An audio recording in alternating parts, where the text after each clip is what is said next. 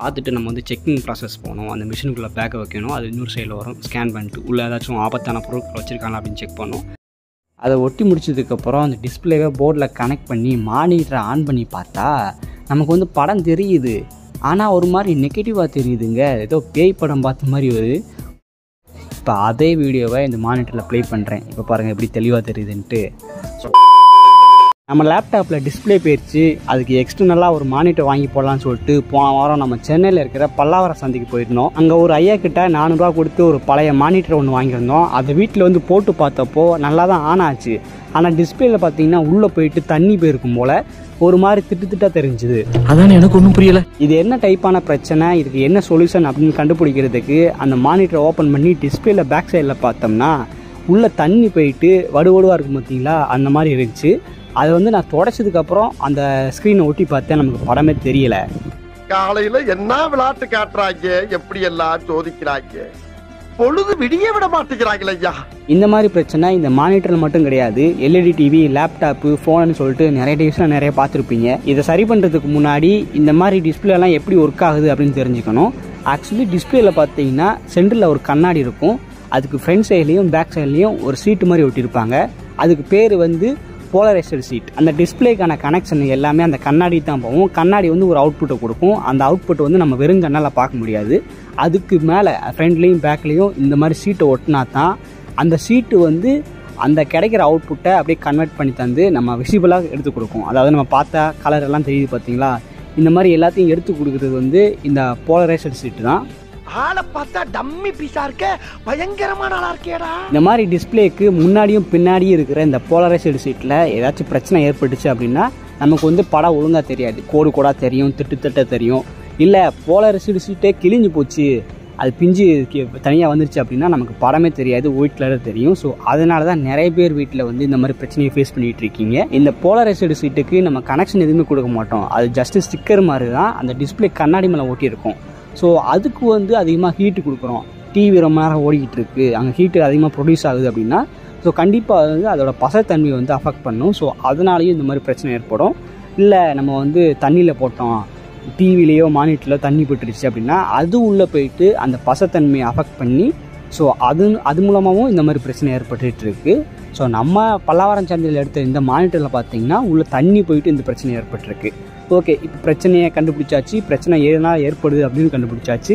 So இதுக்கு என்ன solution அப்படின்னு கேட்டிங்கன்னா அந்த டேமேஜான போலரைஸ்டு சீட்டை வந்து நம்ம மாற்றணும். அதுக்கு எங்கே வாங்குகிறோம், எப்படி வாங்குகிறோம்னு சொல்லிட்டு இப்போ பார்ப்போம். ஸோ இப்போ வந்து நம்ம ரிச்சி சீட் போக போகிறோம். ஏன்னா நம்மக்கிட்ட இருக்க டிவைஸ்க்கு வந்து நான் சொன்னேன்ல அந்த சீட்டு வாங்கணும்னு சொல்லிட்டு, அது வந்து இங்கே இருக்கிற கடைகளில் கேட்டு பார்த்தேன், எங்கேயுமே கிடைக்கல சென்னையில். ஸோ அதனால் ரிச்சி சீட் போனோம்னா அங்கே எல்லா எலக்ட்ரானிக் எடுத்துகிட்டு இருக்கும். ஸோ அங்கே போய்ட்டு கேட்டு பார்க்கலாம்னு சொல்லிட்டு தான் போகிறேன். அது மட்டும் கிடையாது, இங்கே பார்த்தீங்கன்னா இது வந்து நம்மளோட டிவி, இந்த நான் பல்லாவரம் சந்தையில் வாங்கினோம்ல 400 ரூபாய்க்கு, அந்த டிவியோட டிஸ்பிளே. இது நம்ம அந்த சீட்டு மாற்ற வேண்டியது. இது பார்த்தீங்கன்னா என்னோடய லேப்டாப் டிஸ்பிளே. வெயிலில் காட்டினா கொஞ்சம் தெளிவாக தெரியும். இப்போ பார்த்தீங்களா, இது வந்து போர்டு. இந்த போர்டுக்கு பின்னாடி வந்து நம்ம லேப்டாப்லேருந்து வர்ற அந்த ஸ்டிப்பு மாற்றோம். இதிலேருந்து 2 ஸ்டிப்பு இந்த டிஸ்பிளேக்கு போகும். பார்த்தீங்களா, அந்த இங்கே ஒன்று போதா, அப்புறம் இங்கிட்ட ஒன்று போதா.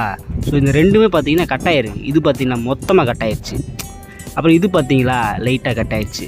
ஸோ இந்த மாதிரி கட் ஆனதுனால தான் நமக்கு இந்த டிஸ்பிளே ஒர்க் ஆகலை. மேபி இது ஏதாச்சும் மாற்றுறதுக்கு அந்த ரிச்சி ஸ்ட்ரீட்டில் ஏதாச்சும் கடைகள் இருக்கா அப்படி கேட்டு பார்க்கலான்னு சொல்லிட்டு தான் எடுத்து போகிறேன். ஸோ வாங்க இன்றைக்கி அதை வந்து எப்படி வாங்குகிறோம் என்ன ஏதுன்னு சொல்லிட்டு பார்ப்போம். நம்ம இப்போ சென்ட் தாமஸ் மவுண்ட் ரயில்வே ஸ்டேஷனில் இருக்கிறோம். ஸோ நமக்கு நியர்பை ஸ்டேஷன் இதுதான். இங்கேருந்து மெட்ரோ ட்ரெயின் மூலமாக தான் நம்ம ரிச்சி ஸ்ட்ரீட்டுக்கு போக போகிறோம். ஸோ லோக்கல் ட்ரெயின் மூலமும் ரிச்சி ஸ்ட்ரீட்டுக்கு போகலாம், ஆனால் அது வந்து சென்ட்ரலில் இறங்கி மாறி போகிற மாதிரி இருக்கும். ஸோ நம்ம டேரெக்டாக போகலாமேன்னு சொல்லிட்டு தான் மெட்ரோ ட்ரெயின் சூஸ் பண்ணியிருக்கிறோம். மெட்ரோ ஸ்டேஷனில் கீழே என்ட்ரன்ஸில் பார்த்தீங்கன்னா இந்த மாதிரி ஒரு டேபிள் காலம் போட்டிருப்பாங்க. ஸோ எந்தெந்த இடத்துக்கு எவ்வளோ ரேட்டு அப்படின்னு போட்டிருப்பாங்க. நம்ம போக வேண்டிய இடம் வந்து அரசினர் தோட்டம், கவர்மெண்ட் எஸ்டேட்னு சொல்லிட்டு ஒரு ஸ்டாப்பிங் இருக்கும். அதை விட்டு நீங்கள் வெளியே வந்தாலே ரிச்சி ஸ்ட்ரீட்டு தான். ஸோ அந்த இடத்துக்கு 40 ரூபா ரேட் போட்டிருக்காங்க. பட் நீங்கள் வந்து கூகுளில் இல்லைனா வாட்ஸ்அப்பில் இந்த மாதிரி ஆன்லைனில் புக்கிங் பண்ணிங்கன்னா உங்களுக்கு வந்துட்டு 6% எவ்வளோ டிஸ்கவுண்ட் தருவாங்க. ஸோ அப்படி பண்ணும்போது நமக்கு 32 ரூபா தான் டிக்கெட் ரேட் வரும். ஸோ டிக்கெட்லாம் எடுத்ததுக்கப்புறம் நம்ம வந்து மெட்ரோ ஸ்டேஷனுக்குள்ளே போகலாம். உள்ளே போகும்போது மேலே டிஸ்பிளேலே போட்டிருப்பாங்க ட்ரெயின் எப்போ வரும் இந்த டைம்னு சொல்லிட்டு. பார்த்துட்டு நம்ம வந்து செக்கிங் ப்ராசஸ் போகணும். அந்த மிஷினுக்குள்ளே பேக்கை வைக்கணும். அது இன்னொரு சைடில் வரும். ஸ்கேன் பண்ணிட்டு உள்ளே ஏதாச்சும் ஆபத்தான பொருட்கள் வச்சுருக்காங்களா அப்படின்னு செக் பண்ணணும். அண்ட் அடிஷ்னலாக நமக்கு வந்து இந்த மாதிரி செக் பண்ணுவாங்க. செக் பண்ணி முடிச்சதுக்கப்புறம் இங்கே ஒரு கேட்வே இருக்கும். அங்கே வந்து நம்ம டிக்கெட் எடுத்தோம்ல, அதில் ஒரு QR கோடு இருக்கும். அதை வந்து இங்கே காமிச்சாதான் அது வந்து நமக்கு ஓப்பன் ஆகி நம்ம உள்ளார போக முடியும். ஸோ எஸ்கலேட்டர் மூலமாக நம்ம மேலே போகலாம். நான் எதுக்கு ஆன்லைனில் டிக்கெட் புக் பண்ணுறது நல்லதுன்னு சொல்கிறேன்னா, டிஸ்கவுண்ட்டும் கிடைக்கும். அது மட்டும் இல்லாமல் நீங்கள் டேரெக்டாக கவுண்டரில் போய் டிக்கெட் எடுத்திங்கன்னா அங்கே கூட்டம் பயங்கரமாக இருக்கும். இங்கே ட்ரெயின் வேறு 10 நிமிஷம் இடைவெளி தான் ஒன்று வந்துக்கிட்டு இருக்கும். ஸோ நம்ம டிக்கெட் எடுத்து முடிக்கிறதுக்குள்ளே ட்ரெயினும் போயிடும். ஸோ ரொம்ப நேரம் வெயிட் பண்ணுற மாதிரி இருக்கும். ஸோ அதனால தான் நம்ம ஆன்லைனில் புக் பண்ணிட்டு நம்ம லைன்லலாம் வெயிட் பண்ண தேவையில்ல, டேரெக்டாக போயிடலான்னு சொல்லிட்டு இதை நான் எப்போவுமே சூஸ் பண்ணுவேன். நான் போகிற டிக்கெட்டை 32 ரூபாய்க்கு தராங்க. ஸோ ரொம்ப நல்லா டிஸ்கவுண்ட்டில் தந்துட்டுருப்பாங்க. 10% டிஸ்கவுண்ட் நினைக்கிறேன். ஸோ வாங்கிட்டு நம்ம வந்து இப்போது மெட்ரோ ஸ்டேஷனுக்கு மேலே வந்தாச்சு. இங்கேருந்து பார்த்தீங்கன்னா எங்கள் ஏரியாவோட மொத்த இதுவுமே தெரியும். பார்த்தீங்களா, 4 ட்ராக்கில் ட்ரெயின் போய்கிட்டு இருக்குது. தாம்பரம் நோக்கி இந்த ட்ரெயின் போய்கிட்டு இருக்குது. அடுத்த ட்ராக் பார்த்திங்கன்னா பீச் நோக்கி போவோம். அடுத்து வந்து அங்கிட்டு இருக்க 2 வந்து தொலைதூர ட்ரெயின்கள், மதுரை, திருநெல்வேலி, கன்னியாகுமரி, இந்த மாதிரி எங்கள் ஊருக்கு போகிற ட்ரெயின். ஸோ இந்த மாதிரி நல்லாயிருக்கும். சென்ட் தாமஸ் மவுண்ட் ரயில்வே ஸ்டேஷன் டாப்பில் இருக்கும் மேலே. ஸோ இந்த பக்கம் பார்த்திங்கன்னா நமக்கு ட்ரெயின் வந்துருச்சு. பார்த்திங்களா, இப்போ தான் வந்துச்சு. அதனால் ஆளுங்கள்லாம் ஏறிட்டு இருக்காங்க. ஸோ அந்த டிஸ்பிளேயில் பார்த்திங்கன்னா எவ்வளோ நேரம் ட்ரெயின் நிற்கும்னு போட்டிருக்கோம். 5 நிமிஷம் நிற்கும்னு போட்டிருக்காங்க. கேமராவில் வந்து அந்தளவுக்கு தெரியல போல், ரொம்ப நேரம் ஜூம் பண்ணதுனால. சரி 5 நிமிஷம் நிற்கி அப்படி நம்ம இந்த பக்கம் ஃபோக்கஸ் பண்ணோன்னா அங்கே பார்த்திங்கன்னா ஏர்போர்ட்டு, அங்கே வந்து ஃப்ளைட் நிற்கிது. அதுவும் கேமராவில் தெரியல, என்னென்னு தெரியல. ஸோ ஃப்ளைட் என் கண்ணுக்கு தெரியுது, இதில் தெரியல. சரி வாங்க நம்ம போய்ட்டு உள்ளே ஏறுவோம். ஸோ உள்ளே போன உடனே உங்களுக்கு வந்துட்டு ஏசி தான் ஃபுல்லாக போட்டுருப்பாங்க. இந்த சைடில் பார்த்தீங்கன்னா இந்த ட்ரெயின் எங்கெங்கே போகுது அப்படின்னு போட்டிருக்கோம். அந்த லைட்டு மினிங்கி இருந்துச்சுன்னா அடுத்த ஸ்டேஷன் வரப்போகுது அப்படின்னு அர்த்தம். இப்போ வந்து நம்ம பறைமலையில் இருக்கோம். ஆனால் இந்த ரூட்டு வந்து நமக்கு வந்து கவர்மெண்ட் எஸ்டேட்டுக்கு போகாது. அது பார்த்தீங்கன்னா மேலே ஒரு ப்ளூ கலர் லைன் போட்டிருக்குல்ல, அங்கே தான் கவர்மெண்ட் எஸ்டேட் இருக்குது. ஸோ என்னடா இந்த ட்ரெயின் அதில் போகாத, நீ என்ன இதில் இருக்குது அப்படின்னு கேட்டிங்கன்னா, நம்ம வந்து அடுத்த ஸ்டேஷனில் மாறிக்கலாம். அதாவது பக்கத்தில் ஆலந்தூர் ஸ்டேஷன் ஒன்று இருக்குது. அங்கே பார்த்தீங்கன்னா 2 ட்ராக்குக்கான ட்ரெயினுமே வரும். அந்த ப்ளூ கலர் லைன் போட்டுச்சுல, அந்த ரூட்டுக்கான ட்ரெயின் வரும். ஸோ அது ஏறி மாறிக்கலாம். என்னங்க எனக்கு ஒன்றுமே புரியல. அதுதானப்பா எனக்கும் புரியல. எதுக்கு இதெல்லாம் சொல்கிறேன்னு கேட்டிங்கன்னா, சென்னைக்கு புதுசாக வந்திருக்க நிறைய பேருக்கு இது ஒரு கன்ஃபியூஷன். அந்த ட்ராக் ட்ரெயினில் ஏறிடுவாங்க. அது பார்த்திங்கன்னா அவங்க போக வேண்டிய ரூட்டில் போகாது. அதனால் எதில் போவோம் என்னன்னு சொல்லிட்டு கேட்டு ரொம்ப மிகப்பெரிய கன்ஃபியூஷனாக இருக்கும். எனக்கு ஸ்டார்டிங்கில் அப்படி தான் இருந்துச்சு. அதுக்கப்புறம் ரொம்ப பழகிடுச்சு இப்போ இந்த ட்ராக் எப்படி போகும்னு சொல்லிட்டு. ஸோ இதுதான் அந்த சென்ட் தாமஸ் மவுண்ட் மலை. எங்கள் ஏரியாவுக்கு எதுக்கு சென்ட் தாமஸ் மவுண்ட் வந்துச்சுன்னா அந்த மலையால் தான். அது ஒரு சர்ச் மாதிரி இருக்கும். அந்த மலைக்கு நீங்கள் போனீங்கன்னா, என்னடா சென்னையோட இது ஊட்டி மாதிரி இருக்குது அப்படின்ட்டு இருக்கும். நல்லா மேலே ஜில்லுன்னு இருக்கும். அது ஒரு காடு மாதிரி இருக்கும். என்னைக்காச்சும் டைம் கிடைச்சா அங்கே போயிட்டு நான் வீடியோ போடுறேன். சரி ஓகே, நமக்கு அடுத்த ஸ்டேஷன் ஆலந்தூர் மெட்ரோ வந்துருச்சு. இங்கே தான் நம்ம வந்து வேறு ட்ரெயின் மாறணும். அதாவது ப்ளூ ட்ராக்கில் போகுதுல, அந்த ட்ரெயின் மாறணும்.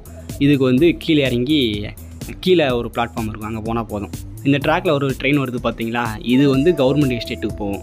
எப்படின்னா இது வந்து ப்ளூ லைனுக்கான ட்ராக்கு. உள்ளார போயிட்டு பார்த்தீங்கன்னா டிஸ்பிளேயில் போட்டிருப்பாங்க. அங்கே பார்த்தீங்களா கவர்மெண்ட் எஸ்டேட் அந்த ரூட் இருக்கும். இருக்கா கவர்மெண்ட் எஸ்டேட் லைட் எரியுதா. ஸோ இந்த ட்ரெயின் வந்து அது வழியாக போகணும். ரிச்சி சீட் போகிறதுக்கே ஒரு 1/2 hour ஆகும். ஸோ மெட்ரோ ட்ரெயினில் ஏறி உட்காந்து ஹெட்ஃபோனை காதில் மாட்டி நம்ம ராஜா சார் சாங்ஸ்லாம் கேட்கல ஒரு அருமை இருக்குது எப்பா.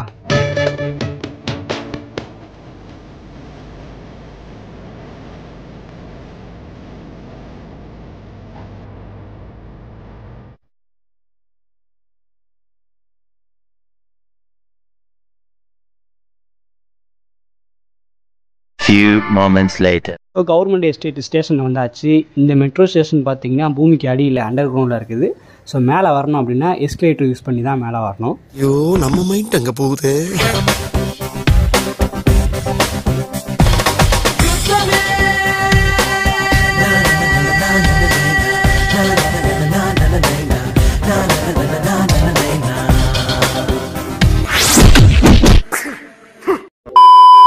ஸோ ரிச்சி ஸ்ட்ரீட்டுக்கு ஆப்போசிட்டில் பார்த்தீங்கன்னா இந்த மாதிரி ஒரு ஹாஸ்பிட்டல் இருக்கும். உள்ளே வந்து தெருத்துருவா போகுது பார்த்தீங்களா, இதுதான் ரிச்சி ஸ்ட்ரீட்.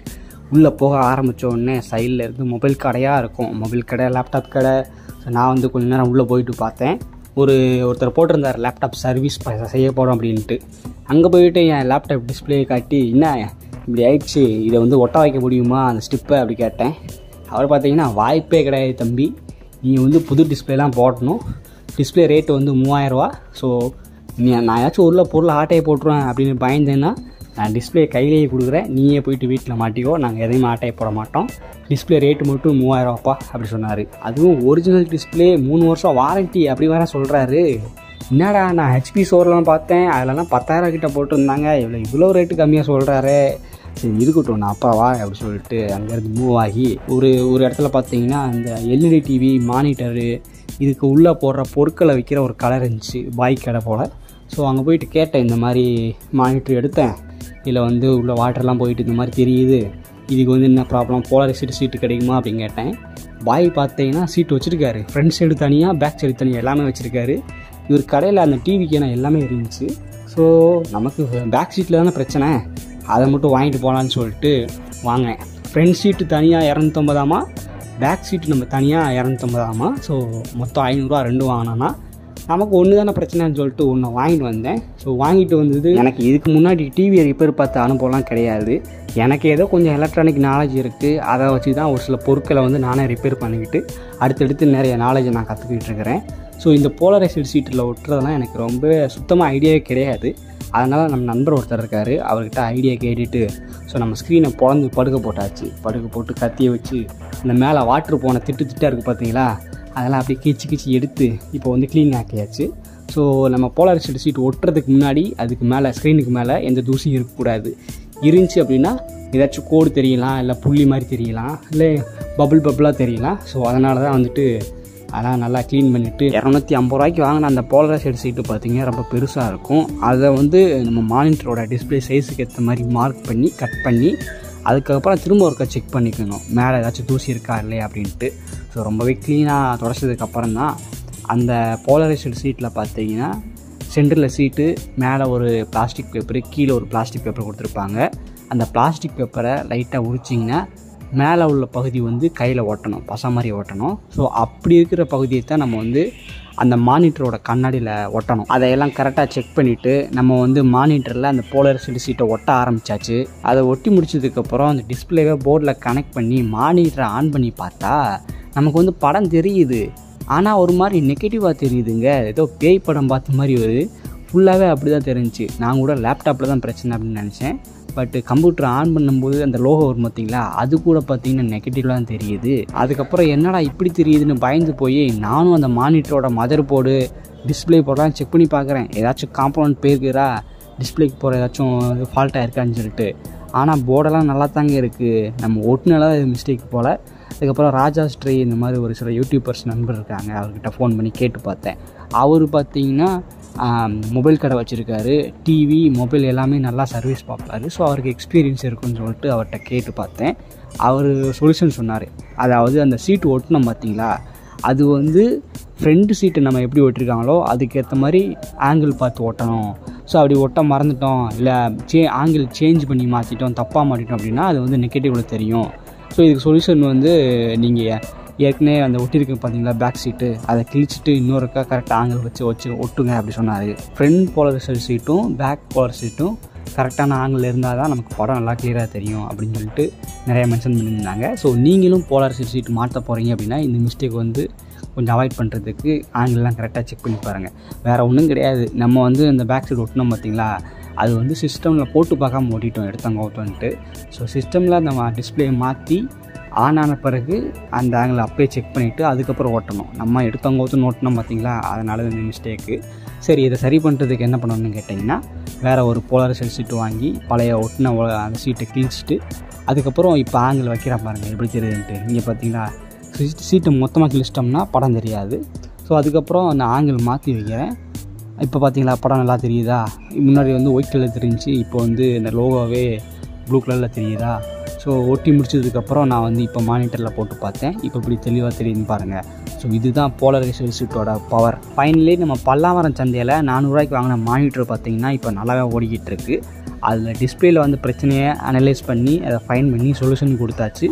ஸோ இதுக்கு முன்னாடி போட்ட வீடியோவில் பார்த்தீங்கன்னா என் மானிட்டர் இப்படி தெரியுது, இந்த மாதிரி பிரச்சனை இருக்குதுன்னு சொல்லி போட்டிருந்தேன்னா, இப்போ அதே வீடியோவை இந்த மானிட்டரில் ப்ளே பண்ணுறேன். இப்போ பாருங்கள் எப்படி தெளிவாக தெரியுதுன்ட்டு.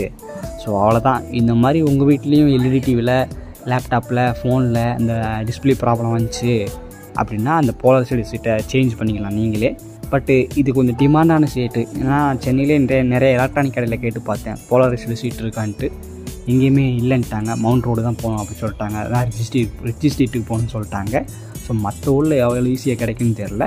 ஸோ கிடச்சிது அப்படின்னா இந்த சீட்டை வந்து நான் சொன்ன மெத்தடை ஃபாலோ பண்ணி ரொம்பவே கேர்ஃபுல்லாக தூசி இல்லாமல் ஓட்டுங்க. உனக்கு வந்து இந்த இஷ்யூ சரியாயிடும்.